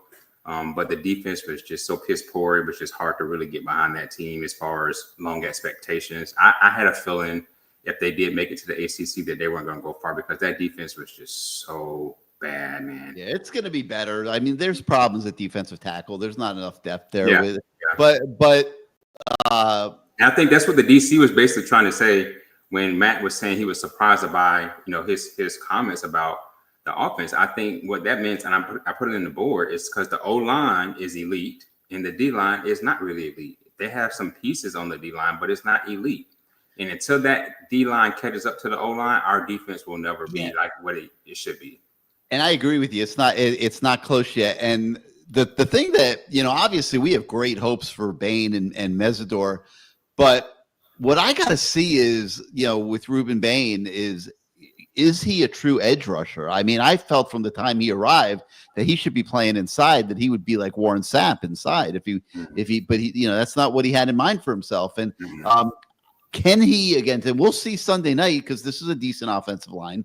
Can he against the decent offensive line be a speed rusher at times? He's not going to necessarily always be successful as a bull rusher. He'll get his half dozen sacks over the course of the year and stuff, but no argument. But I mean, if you're going to be like, what a Rusty Medeiros was when he was at Miami, what a Danny Stubbs was when he was in Miami, you're going to put up, big double-digit sack totals. You got to be able to outside rush sometimes. Yeah. I want to see that. He's lost some weight. He looks the best to me that he ever has. I'm really interested to see just what kind of game Ruben Bain is able to put together on the big stage. I think he has an opportunity to look like he did his freshman year. But again, and I've been saying this on the board consistently as well, that length from him is missing. I mean, you think about the really, really good defensive ends, you have to be long, not just fast, but long, because sometimes the speed doesn't get you there, but that arm stretch, that length disrupts the quarterback. It gets him off his spot. You maybe even strip the ball. Think about Joe Jackson. He wasn't really all that great, but he was really, really, really long, right? That length helps. Jalen Phillips as well, a longer defensive end, had speed and length. So that length to me is missing from him. But we'll see. I'll never doubt the man's heart. He seems like the type of guy that you want in the trenches. So I'm all for it. I want to piggyback off what y'all were talking about earlier about the quarterback position. I'm really big on going forward, man, just getting the best guy back there. I told y'all, I've been saying it for years on the board. If you have a quarterback, you have a chance. I've been saying it for years and years and years before we even got Cam. Cam really proved that last year. He did it with subpar talent. None of that talent has even made an NFL roster thus far, other than Elijah, who we all kept saying Elijah Arroyo was the best person on offense as far as talent. And he's tearing it up in Seattle. I've been hearing about his camp. So yeah, we have to get a quarterback every year. I don't want to hear what about developing? Yeah, if that guy is that guy, cool. But if not, don't hesitate to pull the trigger and go get the next Cam, Beck, whomever is out there, because I don't have time to waste. I'm not going back to the old days of Malik and who else do we have a quarterback that was just atrocious? Like all those quarterbacks we've had for years that don't, Nkosi, even though he had a game or two, like I don't want to go back to those days. Cam has set the standard. Beck is continuing it. I do not want to go below that threshold anymore. No argument. If you're a young quarterback on this team, the onus is on you to get good enough.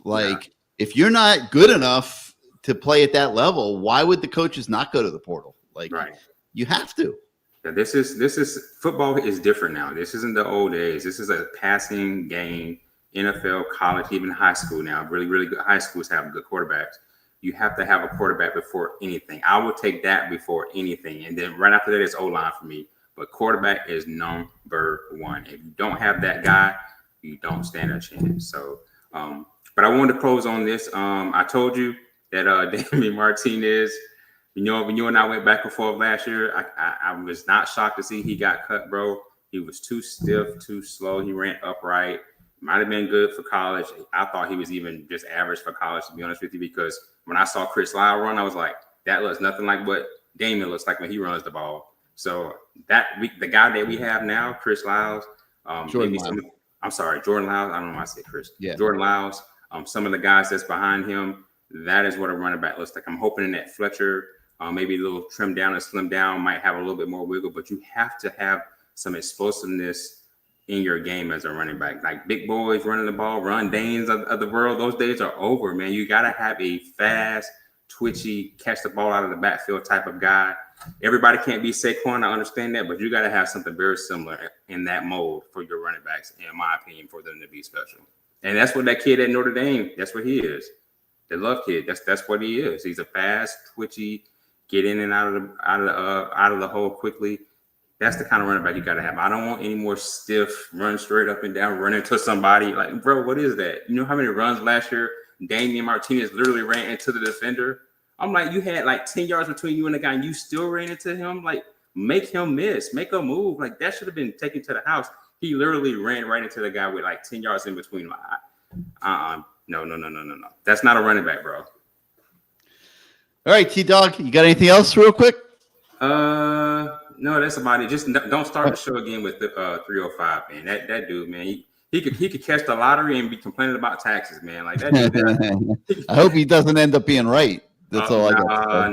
No. If they lose 4 games, Gary, and I know you keep saying like Mario, if not Mario, but if they lose 4 games, Gary. Yeah, who are you gonna go get? Who are you gonna go get that's doing a better job here than Mario? How do you think you're gonna get the next Jeremiah Smith down there?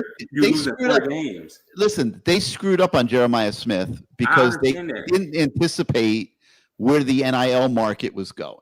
Right, if they had better anticipated where the NIL market was going at the time that Jeremiah Smith made that decision, they would have put $2 million down in front of that kid and they would have gotten him. You think okay. So? Oh yeah, Ohio State got him for a little over $1 million, I think. You know, if I remember correctly. I mean, they would not. Coaching, though, you don't think the coaching of Heartline was tugging at his heart? But if you're Miami in that situation, you got to come hard, man.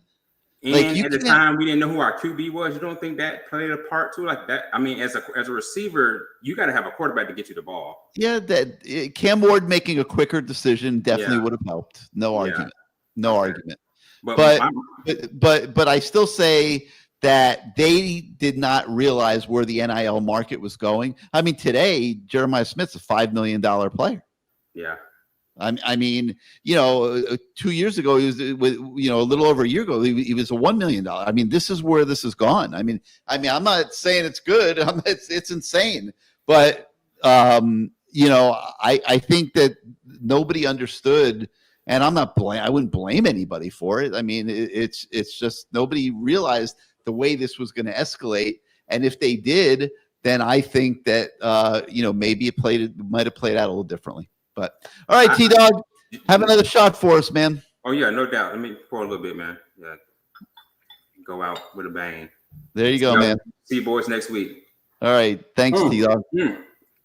I'll be at the. Ooh, that one hit. I'll be at the game with the fam. We're gonna be about 8 deep, section 119. So if you want to come holler at me, come holler at me. We're like seven rows. We're like 7 rows from the field. So 119. All right, T-Dog. Thanks, man. Yep. Bye-bye. All right. 904 is asking about Elijah Lofton comparing to Alonzo Highsmith, and then he throws out DJ Williams. There's some comparisons there, certainly size-wise. Elijah Lofton, to me, is so unique. I mean, DJ Williams was maybe somewhat similar, but I don't remember DJ Williams lining up at tight end and running routes down the field. I mean, he would run routes out of the backfield when they used him at running back. Elijah Lofton is a unique talent. The onus, like I said earlier in the show, is on Shannon Dawson to figure out how to use him. And if you figure out how to use him and you don't forget that he's there, he's going to have a monster year. I really feel that. This kid is really, really, really a special talent. All right, let's go to our man, Sebastian. What's up, Sebastian? I know you've been waiting patiently. Welcome back to CaneSport Live. How you doing, man? How's your off season been? I'm doing pretty good, man. Had a pretty good off season. I have to tell you, the picture of loyalty is me walking through the mall trying to make sure that I get a chance to hang out with you guys. And I moved from well, I'm out here in Denver on business when I'm normally on the East Coast, and I just could not miss the show tonight. So Oh, thanks thank for you, bringing me man. on. We couldn't imagine having it without you. So thank you. So a couple good questions. My first question is, could you tell me one true freshman or two true freshmen that you really believe needs to deliver for Miami this year? And I'll tell you my two picks. Malachi Tony, certainly I would put on that list. Josh Moore, I would put on that list. On the offense for sure. If I had to pick somebody on defense, I'd say maybe Hayden Lowe. Okay. Yeah. Okay. My two picks was going to be I think one of the tight ends need to really come through. I mean, I love what Elijah Lofton brings, and I like what Ballman brings as well. But just having an unexpected threat that nobody's preparing for is going to be key on the offensive end. On the defensive end, I would say it's Dante Simpson. If that dude really shows up this year, How much can he show up? well, here's what I'm He's saying. We don't have a he's lot a of true we don't have a lot freshman. of He's not that imposing physically. He's I done a great understand that, job. Gary. Had a great spring. He had a great spring, and he's Yep. definitely on the radar. I think he'll be in the rotation. But what expectations can you have of a true freshman like that? I don't know. Well, if I'm just looking at trying to make a deep run into the season, and I just think we don't have that quality depth at defensive tackle, that we're Don't. probably going to really need to count on him. And if he's able to deliver by the end of the year, I think that really helps the team to make a late run into the season. Because He'll that's play. what He's going to play. I think that's what a lot of people are expecting. The second question I had, and I've been burning to ask this question is JoJo healthy and Mark Fletcher healthy for game one? All right, we're not allowed to report on injuries. Okay. Okay, Okay. so That's I can't get too detailed there. okay. I'll just say I expect them both to be out there. Okay. Okay. I think we'll see. I don't see any reason why we won't see both those guys in this game. Okay. But how healthy they are, how healthy they're not, what they've been through, what they haven't been through, I can't talk about that. Okay. That's the fact that we have with Mario and Miami. That's good. That's good enough for me. My third question to you, Gary, is when the season is over, are we going to revisit this conversation and believe that we missed an opportunity to get another defensive tackle in the portal? Because I felt that way about the secondary last year. Yeah, but no, they didn't miss an opportunity. That guy wasn't there. I mean, number one, that guy wasn't there. Number two, anybody that is there, everybody wants. Okay, that's the hardest position to recruit. So they take David Blay, and he's C.J. Clark from a year ago. It's. But do you not think we could have used another C.J. Clark on the team right now? Yeah, I'm just saying. With the concerns at depth, do you think we could have gotten another C.J. Clark on the team? I think if they could have gotten that guy, they would have gotten that guy. Okay. We can't assume that every defensive tackle that's sitting there in the portal wants to come to Miami. I mean, I think they tried to recruit everybody they could. They certainly knew they had a need at defensive tackle. I don't think that dude was there. I don't think that there was anybody that they could have gone and gotten that they didn't, that they didn't get. Okay. Okay. Fair enough. Yeah. Fair enough. And they're hoping like hell that Blay delivers for them. They need him to step up. They need Moten. Moten to me is one of the keys to this whole season because that's a kid that has real ability, and he just hasn't been able to put it together play after play, game after game. If he puts it together, I think he's going to find himself in the league. That's what I believe. If he puts it together this year. They have to have it. I think he'll find himself in the league. So this is my question to you. I wish Matt was on the show because we don't have the benefit of being able to see practice. How impressed or not impressed are you with Corey Heatherman's defense? Very. From what you've seen so far? I couldn't be more impressed with everything Corey Heatherman.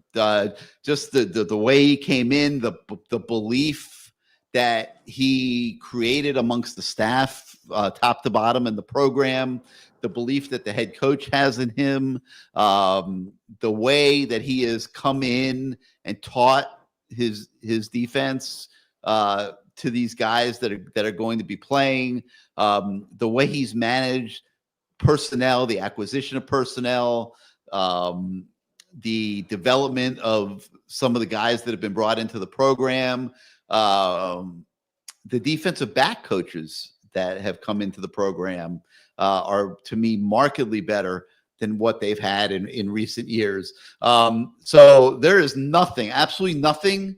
And God, I hope it plays out this way when the games start on Sunday night. But there is absolutely nothing involving Corey Heatherman and what's going on the defensive side of the football, other than the fact that they don't have enough of defensive tackle, which they don't. Okay. They don't have enough of defensive tackle. There's going to be times that they are going to have to manufacture play there and find ways to do that. Okay. But beyond that, and that's not his fault for sure, I think the guy's been a great addition. I was talking to Ed Orgeron out of practice one day, and we were just, shooting the shit about stuff. And he said to me, the biggest off-season acquisition for the program is not Carson Beck.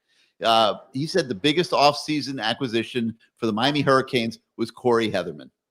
This is Ed Orgeron, a national championship head coach who was he was a defensive coordinator himself at times in his career. So he knows what he's looking at. And I mean, he flat told me that he thinks the Heatherman pickup is huge for this program. I have not seen anything that would make me disagree with that. I believe if the defense shows up this year, I'm not so much concerned about the offense because I still think we can have a playoff level team with just great defense, without putting so much pressure on the offensive side and Carson Beck and everyone else. My final comment to you, Gary, is a successful football season for the Miami Hurricanes.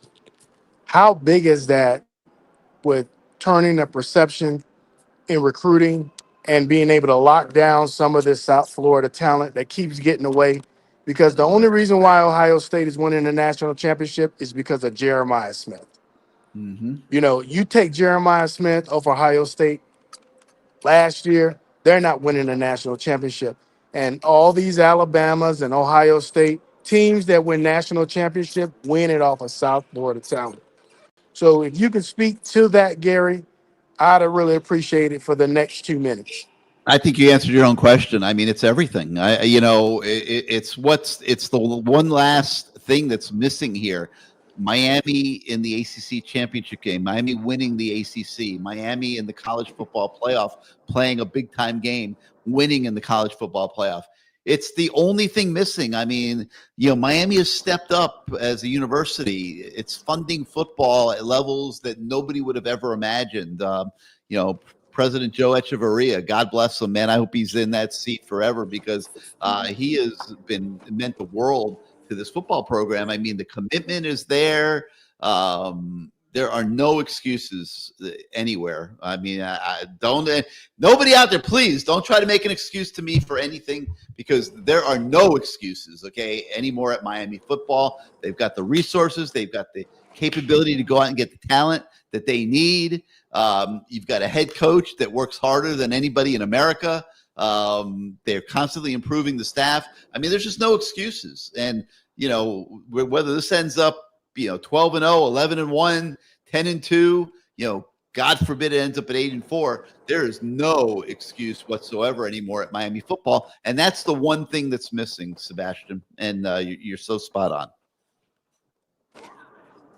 I just truly believe that Miami can get to the playoff level, let alone win a national championship. I think it changes the epicenter of college football. I really do believe that. Yeah. I really do believe that. Great show, Gary. I'll be on next week, man. Thanks for being so gracious to put me on the show. Don't spend too much money at the mall, man. Oh no, I'm not. I'm if it's not on sale, I'm not buying it.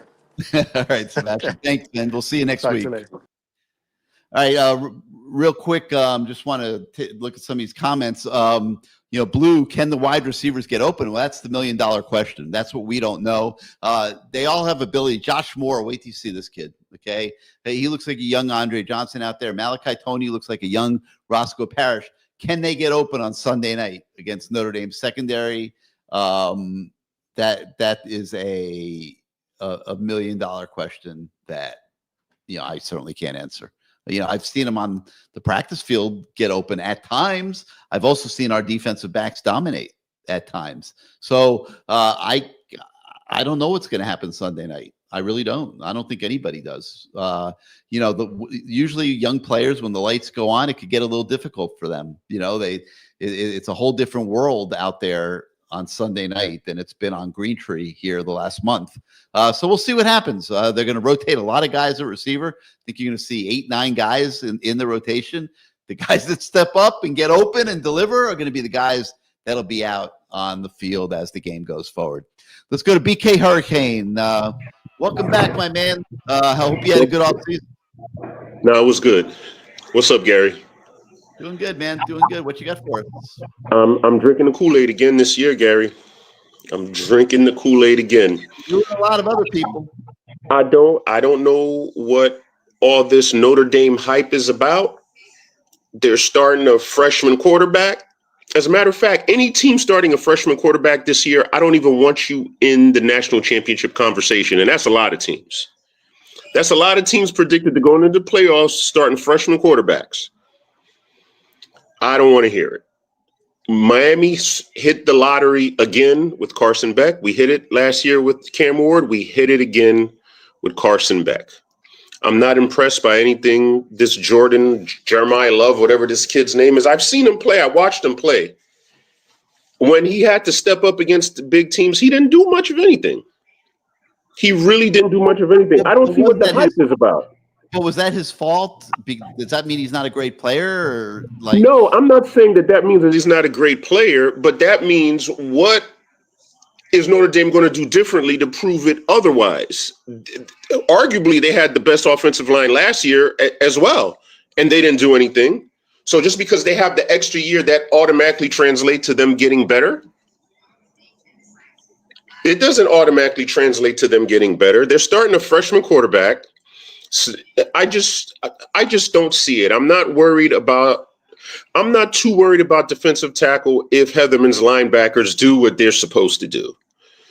I've seen a Miami Hurricane team in 2017 absolutely demolish Notre Dame with McIntosh at defensive tackle. And the kid wasn't even. He was good, but we're not going to talk about this kid like he was he was an elite player in college football, because he wasn't. But he sure made Notre Dame look like he was a first-round draft pick, and then where is he now? So I'm not too worried about it. We have an opportunity. We're starting arguably the best quarterback in the NCAA. You can't go from leaving Georgia to your team dropping 30 passes. 30 passes. Georgia led the nation in drop passes last year, and the kid still threw for over close to 3,500 yards. And everybody's knocking Carson Beck. Everybody's knocking. Yeah, I don't get it. Yeah. It's strictly Miami hate. It's not going anywhere. It's all Miami hate. Miami arguably on defense is better this year than they were last year. They just couldn't cover up all those holes they had in the secondary. Hopefully, fingers crossed, that they did it this year. Anything under 10 wins is a disappointment for this team. I mean, for the landscape, but for this team, anything under 10 wins is an utter disappointment. Everyone should be ashamed of themselves. And we paid Mario so much money that there is no hot seat for this guy. Everybody likes to talk about a hot seat. We're not paying that buyout. It's never going to happen. Yeah, and it has nothing to do with that. Like Right. they're all in with Mario. Mario's given them no reason to not be all in with him, and nobody's looking for Mario to fail. Okay, like they're I don't know I haven't heard one peep from anybody with any significance at the University of Miami that has any issues at all with what Mario Cristobal is doing here. We just haven't had that 8-4 season with high expectations. Because if I don't know who said it, everything 8-4, and we still make the playoffs, it's not happening. Nah, not making the playoff. It's never going to happen. They'd rather put in a 5-loss SEC team before they put in a 4-loss Miami team. It's never ever going to happen. So listen, I'm just ready for the season. I'm just hoping that Carson Beck could do what Carson Beck does, and wide receivers just catch the ball. Hopefully, if everything goes right, we'll be breaking in a new offensive coordinator next year. And we'll take it from there. Because if Shannon Dawson leaves, I'm pretty sure it's going to be for a promotion, and I'm pretty sure it's going to be because he had an amazing season. Yeah. So hopefully this time next year we're talking about a new offensive coordinator. He's smart enough. He's not leaving unless he gets a head coaching job. I'll tell you that. Oh yeah, definitely. Like I said, it's got to be a promotion. So Gary, that's all I wanted to say. Notre Dame's overrated. I expect us to win our first 7 or 8 games before things start getting shaky in the ACC. Miami always finds a way to keep some freaking mediocre ACC team close. I'm a little worried about Pittsburgh. If Pittsburgh gets good and we got to play them last game of the year in Pittsburgh in November, cold weather. But other than that, back-to-back cold weather games on the road. Oof. Let's just hope that's when our offensive line steps up and takes control. Yeah.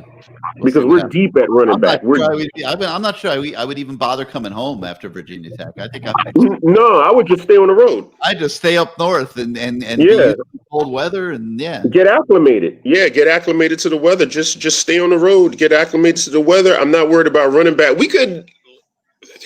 What are we 4 or 5 deep at running back? Technically, yeah. If push came to shove. Yeah, I mean, we got talent there. 4 or 5 guy. If Pringle had to play, I don't think anyone would freak out. I mean, no one would freak out. I just need Lofton to do what he does. If Tony is all that he's cracked up to do, back there too, by the way, yeah, and you could always put Lofton back there. We got 2 big tight ends, Bauman and the Brock Shot, huge kid. Yeah, Luka Gilbert. Luka Gilbert as well. Luka Gilbert, man. I saw him. I saw him starting to pop the last week of camp. I mean, that kid's gonna be a good player. All right, Gary. Real quick, last thing. Ryan Williams, right? Miami really, really needs to be good this year so we could see what this kid has. Because I would love to go into the 4th quarter of some games and we roll out Ryan Williams just to get him that game action. Because if we're in close games all year, we're Emory Williams, the quarterback. I'm sorry. Emory Williams, the quarterback.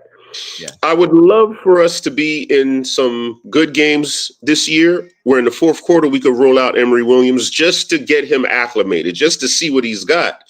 Because if he's showing what Shannon Dawson is, everybody ever said about Emory Williams, the kid was born to throw the football and all this other good stuff. We can't go in. We got to give this kid. This kid has got to touch the field this year. People love to jump on me about Emory Williams. I'll tell you this: there's many plays out on the practice field where Emory Williams looks every bit as good as Carson Beck throwing the football. Okay. Now then, there's other plays where he doesn't look every bit as good as Carson Beck. With him, it's a consistency thing, decisions, making the right plays. We'll see how he develops. I mean, I don't know. I mean, I love Emory Williams. I was hoping that he would be a little further along right now than I feel like that he is. But there are individual plays where he could throw. There's not a pass he can't throw. We got to get him on the field, Gary. Yep, they will. Got to get him on the field. Soon, I'll tell you that. I feel pretty strong about that. I think you'll see him against South Florida also. Okay, against those 2 teams, the second half, I would love to see what this kid could do. Hopefully we're dominating and we could get him in for a half or a quarter or so, a full quarter, that would be great. But this kid has got to touch the field, or else we're going to be shopping again. Yeah, I'm sure they'd love to get Luke Nickel a few series this year too. So we'll Of see. course. But listen, Gary, that's it. I'll be on hopefully every Tuesday, rest of the year. So I'm drinking the Kool-Aid, Gary, 11-1. All right, man. And that one loss is going to be from some nobody. I promise you. We're beating everybody we're supposed to beat. We're going to lose to some nobody. We're going to be like, how do we lose to this guy? Because that's what we do. That's just what we do. All right, BK. Thanks, man. All right, Gary. All right, I want to thank everybody that participated in the show tonight, everybody that watched the show. Great season debut of CaneSport Live. To me, this is one of the favorite things that we do at CaneSport. We love to just turn it over to the fans and hear what's on everybody's mind. And what I love is that we weren't just hearing, 12-0, 12-0, 12-0 from everybody tonight. I mean, obviously, all of us want 12-0. 12-0 may or may not be reality. I mean, it's not going to be reality for too many teams in college football. I think we've had a lot of great conversation tonight, a lot of real good topical stuff that should give you guys a better feel for this football team that we're going to see coming out on Sunday night at Hard Rock Stadium against Notre Dame. So for everybody that participated, everybody that watched, thank you for being with us tonight. We will see you next Tuesday night with this show and CaneSport.com. Obviously, every single minute of every day leading up to the game, during the game, after the game, we will have you guys covered to the max. Have a great night, everybody.